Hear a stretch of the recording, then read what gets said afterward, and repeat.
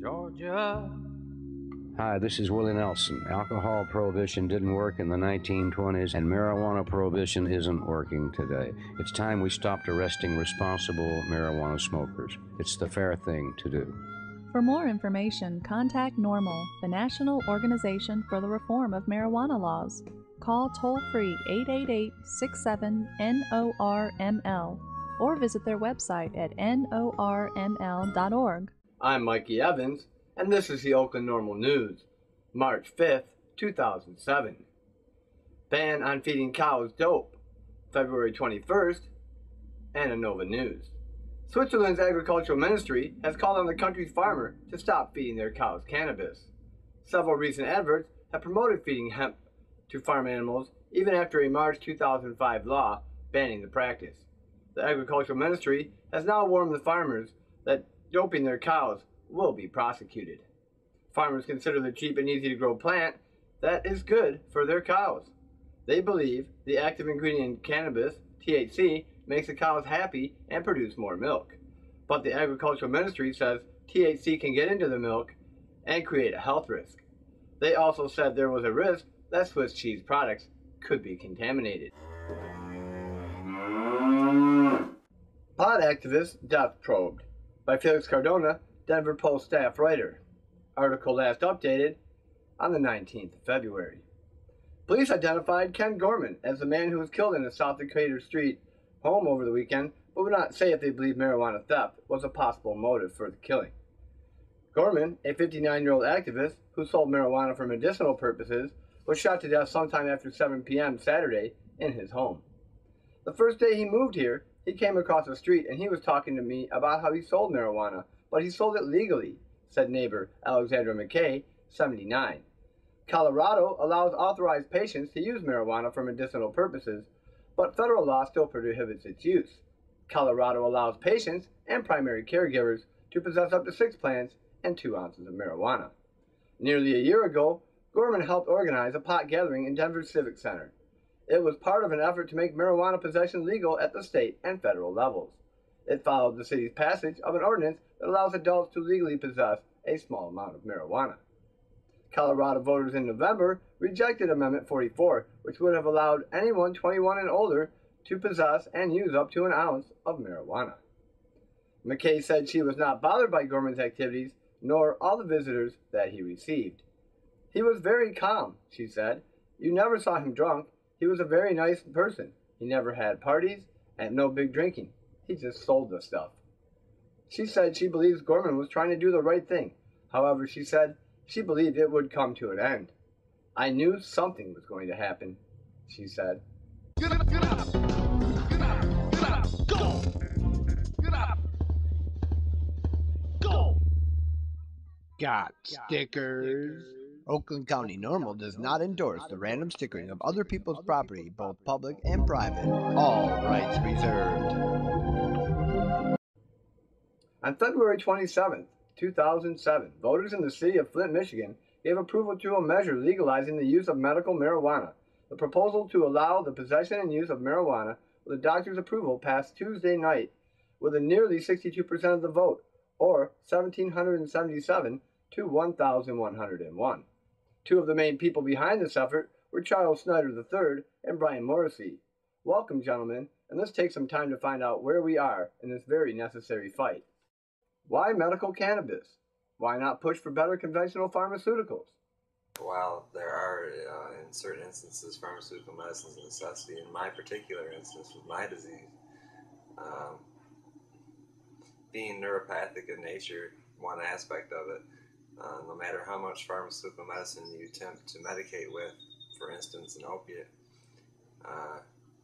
you have to take more and more and more, and it ends up in the same position, intense, excruciating pain. And there's now science coming out, the reason with cannabis being such an effective medicine is, study after study is starting to show the body's own endocannabinoid system.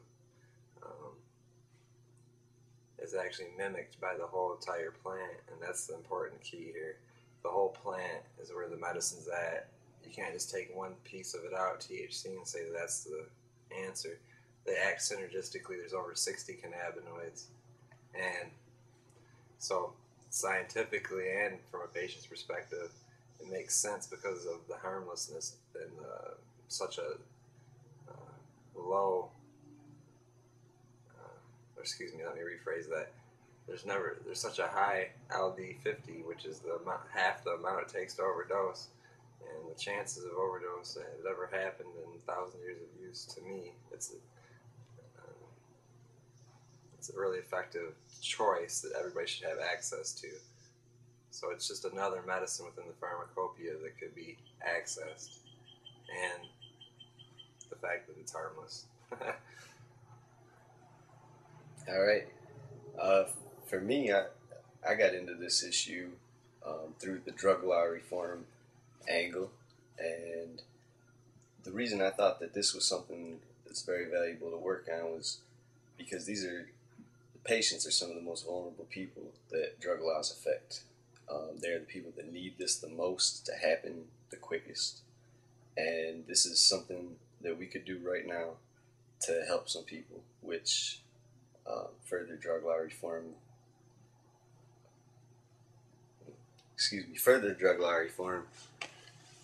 would not be such a sure thing, like this can help people right now. And like I said, they're the most vulnerable people that need the help. With the passage of this bill in Flint, do you feel safer now? I guess only time will tell, but at this point, I feel somewhat safer. I mean, I can't speak for every single judge, I guess, so I don't know. I would like to think that this will make a difference in the long run, whether or not they're willing to admit it on the 6 o'clock news. I've know a few cops and have spoken to several cops that are waiting for the laws to change because they don't want to have to enforce these silly laws. So I guess only time will tell. It's still really too early for that. The Flint Journal said this was purely a symbolic victory. What do you feel this victory symbolizes, or were they incorrect? Well, it is symbolic, but it's also practical. It's symbolic in the fact that it's not a cure-all. It's just a step forward in the right direction, and it's practical in the sense that we literally wrote the Flint City Code. So when locally, if a local police officer attempts to, or is faced with a situation where they have come in contact with a patient and they have a doctor's recommendation, that a local officer is not sworn to uphold state law. He doesn't have to hold up state law. He's only bound by local law. So therefore, regardless of the journal's interpretation, this literally has practical purposes in the sense that we rewrote the law. And it's just another, I guess, attempt for them to try to diffuse the active nature of the issue, and it certainly is practical. And however, everything in life is symbolic also, so, I mean, that's what I think about that. I think Charles touched on real good the part about how this does have a practical use. And that's something that all the media has been downplaying. The symbolic part of this is, however, just as important as the practical use. Like, as far as I know, in all of the 5 cities that have passed this, we don't know of anybody who's actually got off because they had a medical card. So this is symbolic partly.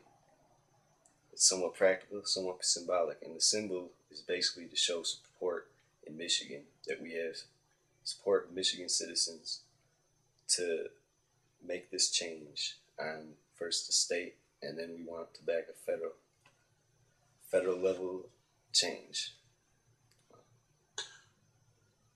So you don't know of anyone that has gotten off of being busted. Do you know of anyone who hasn't been busted because they were a a medical patient yet. I've not heard Has of it been that yet. tested? Well, that's just it. We haven't heard of anybody that's gotten in trouble, and if they are very much aware that in their city that there is protection. If somebody had a medical condition, believe me, I know if there's one person that wants to speak up for themselves, it's somebody that's sick, because it's like sick people, it's really hard for a healthy person to understand about a sick person, because, I mean, they can sit and say, well, I can relate, but until you've actually experienced that pain, sick people are really want to get their message out, let's put it that way. So the fact that we haven't heard anybody come that's been sick that's gotten harassed or arrested, and I haven't got further harassed because I was being, because of my, I guess, political involvement with the matter, I felt that when an arrest was made, it kind of played a role with when we turned the petitions in. So, but like... It was the next day. The next day we turned the petitions in, they're kicking down doors trying to find me. And, yes, I did have a warrant that stemmed from a legal struggle, but it was all misconstrued. And I would like to say, while I wasn't let off, I was actually charged and made a plea bargain. The judge spoke very clearly when he said he believed what I was saying, and I represented the medical cannabis community, and I was very open and forthright with my past use, and how, and he told me that as long as he doesn't see me in there for a crime that's outside the use of me using cannabis for medical purposes, then we're not going to have a problem. And so I think that's the only instance, and it dealt personally with me, but I mean, I think that the judges, I mean, regardless of what the cops say, it's still going to end up at the judge, and the judges are the ones that are going to make the difference in these instances if something comes about. You still have to pay $500. Oh, I had to pay a $500 fine, but that, I mean, yes, that show, but, and yes, that's, you know, that's a big deal. That's too. harassment. It's harassment, yes, but I am still grateful because I know so many other people that went through hell and back, and yeah, I mean, I feel safer because now these judges do understand the law a little bit better. The people that are enforcing it, they're just trying to, like, well, like the officer, they always turn back to this, it's, we don't want the children to think it's a free-for-all. So they're just trying to keep this, uphold the law position, but they're not really looking at the true nature of what we've accomplished here. We literally rewrote the city code, so this will make a difference. And judges have, they're the starting point of the enforcement of these laws. Do you feel this issue was portrayed fairly and evenly in the media, both television and the newspapers? How about the Flint Journal's articles? Very much so. I think the televised media especially was very kind to us, with one minor exception. But in fact, they even found one of our patients for us. Channel 12 dug one up for us that we didn't even know about, and she became an integral part in the campaign. The print media has been bad in all the Michigan cities, and we didn't expect any better, but they always gave us the final word, as me and Charles was just saying a minute ago. Mm-hmm. Yeah, I mean, overall, the fact that they gave us the final word was great, but they really denied a lot of scientific evidence. Point blankly, the first interview that I gave to this Marjorie Raymer journalist, I gave her 53 pages of scientific evidence that we provided to the Michigan legislature for Bill HB 5038, was it? And she wrote in the article that there's little scientific evidence to show anything for the medicinal uses. But then in the very next paragraph, she said there's over 200 diseases that we believe it can be benefited from. So I don't know.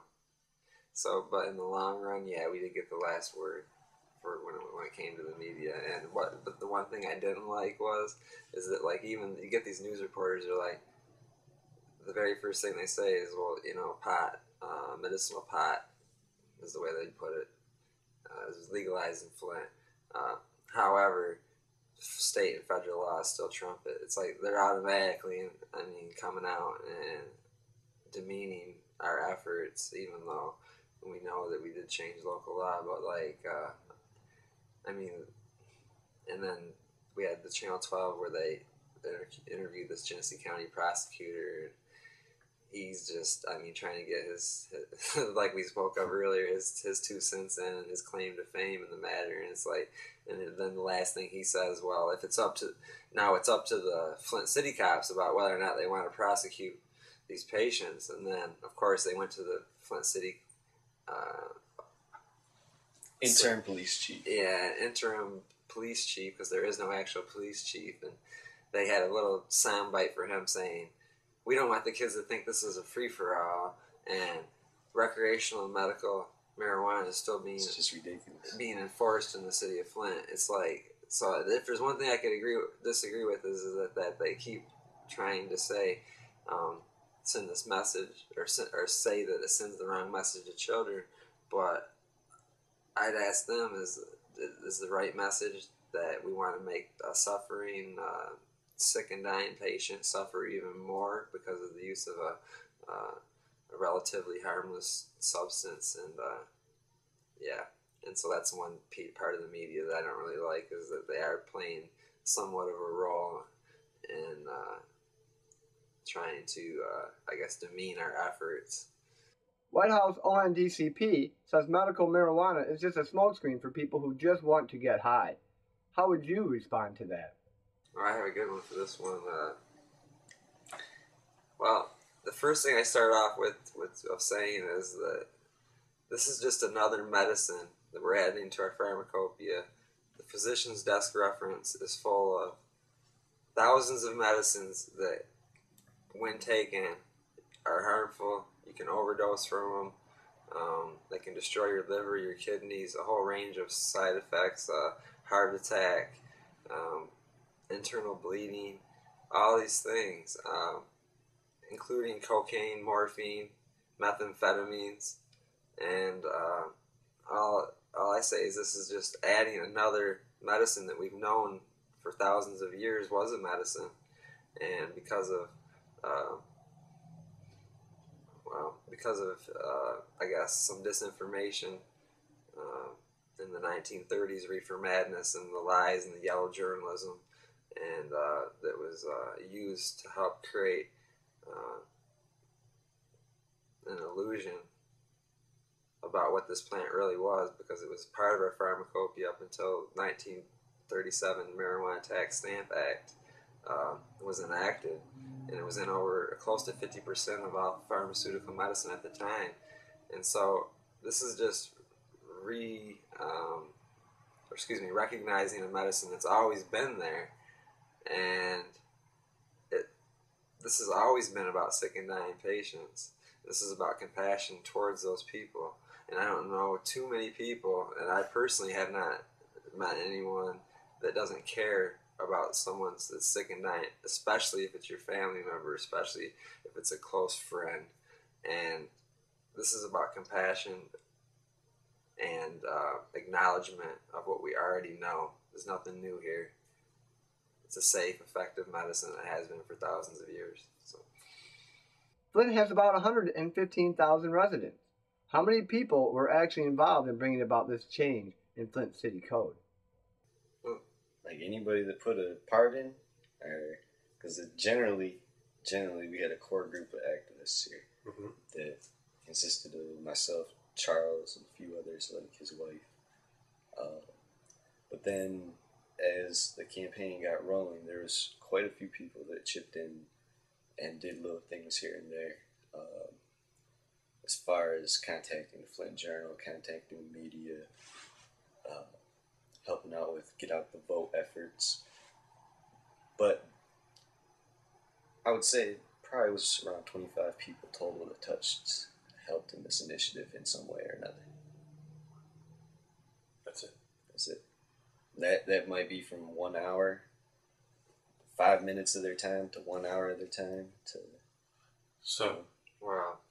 Yeah, then when we have some, obviously when our budget was a little under, we needed some help. We raised a fundraiser. Anybody to help donate any money to help this be a successful campaign. They played a part too, but like, yeah, I guess like if you count them, it's yeah, about 25. Yeah, you count them. There's 25, but I guess there was probably like less than 10 of us. And then really, if you want to go down, there was only 4 of us. 3 of us, me, Brian, and my wife. Yeah, I mean, really, the signature gathering was about Tim 5. Beck too. Tim Beck's been involved majorly. Yeah. Oh, yeah. Well, right. Tim Beck. That's why I said 4. Yeah, Tim Beck as a consultant, and then me, Brian, and Shelby probably got 98%, 9% of the signatures. So 25 people changed the law in a city of 90,000. Yeah. That's right. That's impressive. What advice would you give to people in other cities who want to change similar laws? I'd say the support is there, and all they really need to do is get serious about it. Look into what their laws are and how you change them. Get a team together and do it. The support is there everywhere around the states. Yeah. The funding's there, I guess. The major cost would be the petition printing, the key lining of the petition, which you can probably achieve that for less than, or right around $1,000. We'll say. I don't know exact numbers on that one. Right around 1,000, give or take.